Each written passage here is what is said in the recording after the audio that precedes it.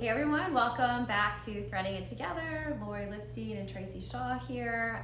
Today we are continuing our favorite fall topic of end of year fundraising. And there's so many different elements to how to get started and execute your end of year fundraising. Today we're going to focus on the one I actually like to start with, which is setting your goal. Yeah. It's hard to make your plan if you don't have a goal. So, Trace, where would you start when it comes to setting a goal? Well, if you have watched our Summer 22 Things to Do for Fundraising this summer, you'll know that I've just spent my summer with some data. So I think that you need to... Oh, perfect. Right? We're going to pick right up where I left off all summer long because I love data. You start with your data. That's where I would start. And when I mention data, what I'm specifically speaking about is your data, your organization's data, the fundraising data about what you've raised over the last 3 years is where I'd start. Hopefully you have a system that can help you pull that data easily, but if not, it's worth the work to map for yourself what you're capable of, and also set a reasonable stretch goal of what you would want to earn during that time frame of end of year. It's really important that you are setting your goals against yourself. We hear I think, would you agree, one of the questions we hear most is, what are others doing? What should I be raising based on what the sister organization is raising, or what the national average is being raised? That data is not necessarily helpful. You should really know what's happening with your donors and your organization during this time of year. So start with your own data. There's a couple different types of data I would think about. Your fundraising data, as far as like what's going on with the money, the rate and pace that it's coming in, the days that it's coming in, the total that you're raising, your average gift size. There's all kinds of data points about the money itself and the donations that you could set goals about, knowing how your average gift is growing or not. Maybe that's something you want to hone in on this year. We want our average gift size to go up by $3. I mean, you can get really that specific if you know the information. The other thing I think about is the data, your donor data itself. Repeat givers, folks who are coming, who might be lapsed. That's all information that you're going to find if you look into your own system and your own data. So start there. So to sum that up though, if someone did not spend their whole summer doing data like you did, and like maybe they're just... I feel very big talking about the data. No, I'm very proud of you and how you spent your summer, but if you are just watching this and being very like, I did not spend my summer that way, what are like 3 key data points you would tell someone to run to be able to like set their goal? Okay, so on the money side, what was the total that you raised over the last 3 years? Total in the bank between like November 1st and maybe like January 10th or 15th. Get really specific. What was your average gift size that has come in? And then the other point that I like is how much came, if you can do it, how much came in online versus how much came in through the mail. That also is going to help maybe guide your campaign, whether you're going to dig in on the direct mail, because it's still, we'll talk about this, and you can watch our other videos. We're talking about how direct mail is still really important. Then I think about 3 key donor pieces of data. First of all, you need to know who gave to you last year during this time frame.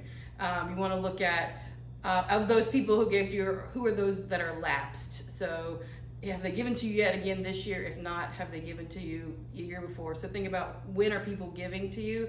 And then the last key piece of donor data I might do is some information about who's giving how much.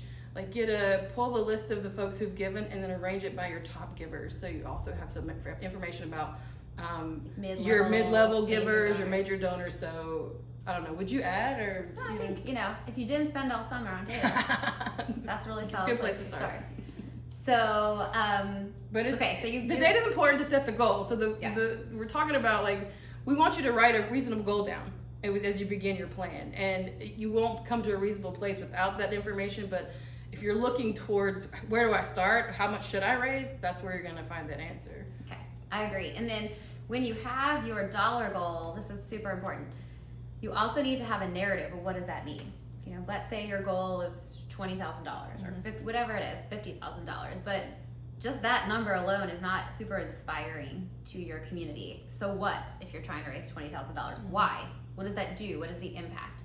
And another piece of advice we have is, when you're thinking about the narrative of that goal, what does it mean? What will that money do? Think forward looking. A lot of nonprofits get in this habit at the end of the year of saying, here's all this great stuff we've done in the last year. It was so great. Please donate to us. But all that great stuff is over. It's done. You've done it. It's awesome that you did it, and it has, absolutely. you know, builds credibility. Mhm. But what, as a donor, what is there for me to do if Now, yeah. everything you've put in front of me is things that are over? So when you're thinking about the narrative to that dollar amount, think forward facing. What are you going to do next year or even in the next 3 months that if someone gives to you at this time, answers your call to action, what impact are they going to have in the future with their gift? That is our next best advice about how to think about taking your dollar goal and then starting to put a story behind it. Yep. And then Tracy, what else would you say about that story? Anything else? I would say be as specific as possible. Yeah, agree. And that it's beyond just supporting us next year, and we're gonna do All the things. All the things. I was gonna say there's a couple different ways. We're gonna do everything. Everything. next year for Your $20,000. Yeah, right. This $20,000, we're gonna do everything, and it's gonna be the best. The more specific you can make the ask, that appeals to the donor psychology of them finding themselves within you accomplishing your goal and them being a part of that story of accomplishing a goal. So that's just not support our mission. That's, you know, this week we need 5 new donors. Will you be the first new donor? Or this week or in this campaign we're raising $20,000 to support 10 scholarships, and it's going to make the impact in this way. And maybe you can share a story of someone who had received a scholarship in the past. So the more specific your goals drive you to specificity, and the more specific you can make those stories and that goal, then the donor easily finds their way towards their gift to you in that moment. Yeah. So here's a great goal statement example, if you will. This year, our organization is raising $20,000 by December 31st to fund 10 scholarships for our after-school program in 2023, so that those 10 youth can increase their literacy skills. Obviously, I'm making that up about a fictitious organization right now, but as an example of how specific of a story with your goal you should get, hopefully that construct kind of gives you a good example. Yep. So there you have it. Yeah. Setting goals. We have a lot of other elements of end of year planning and execution on our playlist for end of year, so hope you'll check those out. And if you have any questions you want to connect with us directly on, if you want Tracy to run your data, hello@threadstrategist.com. We'd love to hear from you. Please feel free to reach out anytime.